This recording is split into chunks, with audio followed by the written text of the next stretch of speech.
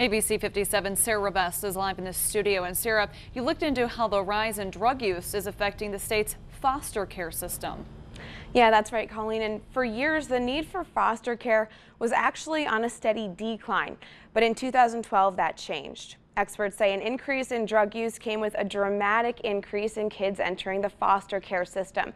Now here in Indiana, there's a struggle to make do with limited resources. Photos capture an Indiana mom unconscious, a needle in her hand, her 10-month-old in the back seat. In Ohio, a grandmother overdosed on heroin. In the back seat, her 4-year-old grandson. Because we don't know what's going to happen to those children, and where are they going to go, who's going to take care of them and make them safe. And this photo, one of just 3 pictures Furious Balderas has from his childhood in South Bend. I have so much sadness in my heart.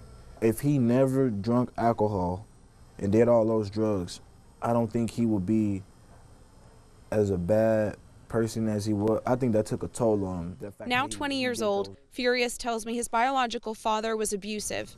He beat my mom, he beat us, and neglected him and his siblings. We ate the food off the floor, The Department of Child Services stepped in when he was 13. St. Joseph County DCS manager James Pippin says situations like this are happening more and more, and it's creating a crisis in the foster care system. Drugs are one of the prevalent things that we're seeing in a lot of cases right now. Every year since 2012, the amount of kids placed in foster care has increased, climbing from just over 397,000 in 2012 to over 427,000 in 2015.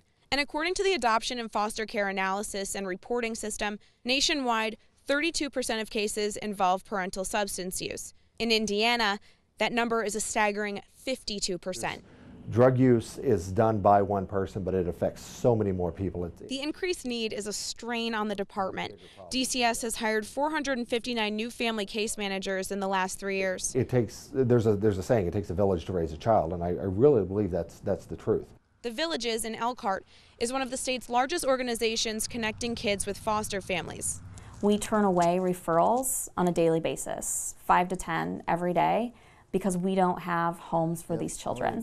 These kids deserve a safe place to stay while their family is getting better. Case manager Jen Racy was assigned to Furious's case, but it was hard to find him a foster family.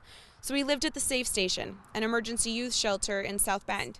Most foster families definitely don't want older children. They don't want the teenagers, and we see a huge need for that. Not enough families willing to foster, and limited resources for those who will. A lot of the community resources are running low, so there isn't a lot of places where foster homes can go get diapers or go get formula.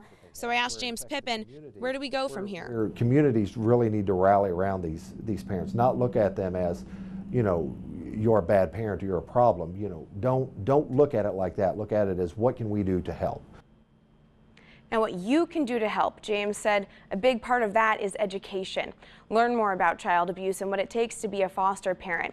To see how to help, you can log on to our website, abc57.com.